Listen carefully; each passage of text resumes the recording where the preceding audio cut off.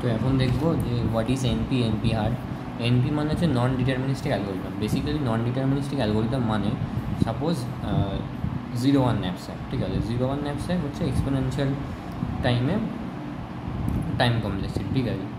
So বা graph colouring, তো এইগুলোকে আমরা বলছি নন ডিটারমিনিস্টিক অ্যালগোরিদম, কারণ এগুলোকে এখনও পুরোপুরি ডিটারমাইন করা যায়নি, পুরোপুরি মানে অ্যানালাইজড হয়নি এখনও, ঠিক আছে। মানে বেসিক্যালি নন ডিটারমিনিস্টিক অ্যালগোরিদম মানে এমন অ্যালগোরিদম যাকে ইনপুট দিলে ডিফারেন্ট আউটপুটস আমি পেতে পারি। আর ডিটারমিনিস্টিক অ্যালগোরিদম ঠিক উল্টোটা, যাকে আমি একটা ইনপুট দিলে তার স্পেসিফিক আউটপুটস হবে, ঠিক আছে। ডিটারমিনিস্টিক অ্যালগোরিদম কোনগুলো, সরি নন ডিটারমিনিস্টিক অ্যালগোরিদম যেগুলো আমি বললাম একটু আগে, তার মধ্যে গ্রাফ কালারিং আছে, মন্টি কার্লো প্রবলেম আছে, এগুলো। আর ডিটারমিনিস্টিক অ্যালগোরিদম মানে হচ্ছে normal sorting, bubble sort, merge sort, যেগুলো পলিনোমিয়াল টাইম দেখায়, ঠিক আছে।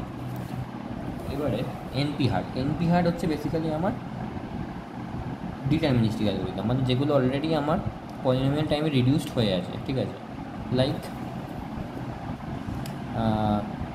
শর্টেস্ট পার্ট টেকনিক, ঠিক আছে, শর্টেস্ট পার্ট ফাইন্ড করার যে অ্যালগোরিদমসগুলো। আর এনপি কমপ্লিট কাকে বলবো? এনপি কমপ্লিট তাকেই বলবো যে হচ্ছে যে প্রবলেম, মানে যদি প্রবলেমটা lies in P and also in NP hard, তার মানে কি ইন্টারসেকশন অফ এনপি আর এনপি হার্ডের মধ্যে থাকবে, ঠিক আছে। তাকেই আমি বলবো হচ্ছে এনপি কমপ্লিট প্রবলেম। এবার এখানে একটা ইম্পর্টেন্ট জিনিস আছে যে সাপোজ আমি এখানে স্যাটিসফায়াবিলিটির হেল্প নিই, ঠিক আছে। স্যাটিসফায়াবিলিটি যদি এনপি হার্ড হয়, ঠিক আছে, তাহলে আমি সাপোজ একটা প্রবলেম নিলাম এল, তাহলে এই এল প্রবলেমটাও এনপি হার্ড হবে। How? By reduced into polynomial time, ঠিক আছে। আর স্যাটিসফায়াবিলিটির হচ্ছে পলিনোমিয়াল টাইম, ঠিক আছে, হলো। তাহলে যদি এল যদি এনপি কমপ্লিট হয়, তাহলে L solve by some NP, ঠিক আছে। এনপি কমপ্লিট মানে it has to be solve by some NP with the help of some NP, তাহলে ফাইনালি এল আমি কমপ্লিট বলতে পারবো, ঠিক আছে। তাহলে কী বলতে, satisfiability reduces some L problem, that problem also becomes NP hard, ঠিক আছে। দিস ইজ সিএনএফ স্যাটিসফায়াবিলিটি, যেটা আমরা কথা বলছিলাম, এটা হচ্ছে সিএনএফ স্যাটিসফায়াবিলিটি ফর্মুলা। এবার এটা 3 ভেরিয়েবলের জন্য লেখা হয়েছে, 2 ভেরিয়েবলের জন্য লেখা যায়, কোনো অসুবিধা কিছু নেই। এবার ব্যাপারটা হচ্ছে কেন আমরা স্যাটিসফায়াবিলিটিকে নিচ্ছিলাম বারবার অন্য প্রবলেমসগুলোকে হ্যান্ডেল করতে, যেগুলো এনপি হার্ড টাইপের প্রবলেমগুলোকে হ্যান্ডেল করতে, কেন আমরা স্যাটিসফায়াবিলিটি হেল্প নিচ্ছিলাম? কারণ স্যাটিসফায়াবিলিটিরও টাইম কমপ্লেক্সিটি হচ্ছে অ্যাকচুয়ালি এক্সপোনেনশিয়াল টাইমে, দ্যাটস ওয়াই আমরা ওর হেল্প নিয়ে আমরা কাজ করছিলাম।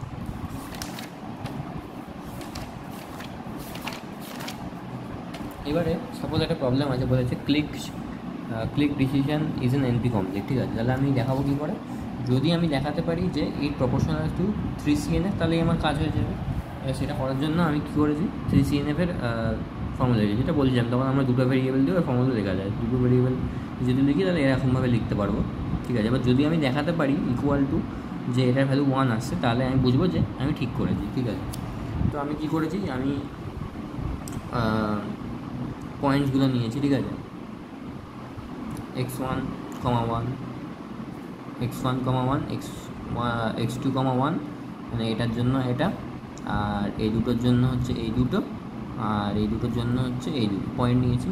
এবার এখানের নিয়মটা হচ্ছে, সাপোজ x1-এর সাথে আমি x2 বারকে জুড়তে পারবো, বা x1-এর সাথে x3-কে আমি জুড়তে পারবো, ঠিক আছে। কিন্তু x1-এর সাথে x1-কে আমি জুড়তে পারবো না, আবার নিজের সাথে নিজের নেগেশানকেও জুড়তে পারবো না।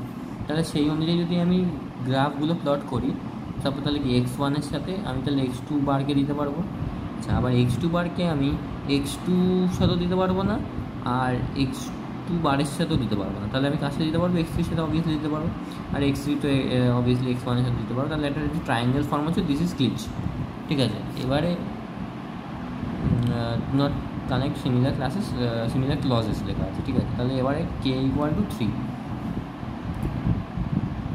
তাহলে আমি এখান থেকে যে কনক্লুশনটা ড্র করতে পারি যে আমি একটা গ্রাফে যে আমি একটা ভার্টেক্স পেলাম, vertex A, this vertex A belongs to the click, ঠিক আছে। এই আমার যে ক্লিকটা তৈরি হয়েছে একটা ট্রায়াঙ্গেল, এখানে দুটো ক্লিক তৈরি করেছি আমি, যে কোনো একটা ট্রায়াঙ্গেল মিলিয়ে হয়ে যাবে। তো এখানে যেটা লেখা হয়েছে যে a, i, b, j, ঠিক আছে। আর এই I not equal to J কেন লেখা হয়েছে, কারণ I and J are two separate clauses, ঠিক আছে। আমরা এখন জয়েন করছি, দুটো যেন ডিফারেন্ট ক্লজের হয় তবেই জয়েন করতে পারবো এখানে, ঠিক আছে। এটা ইম্পর্টেন্ট কন্ডিশন এখানে।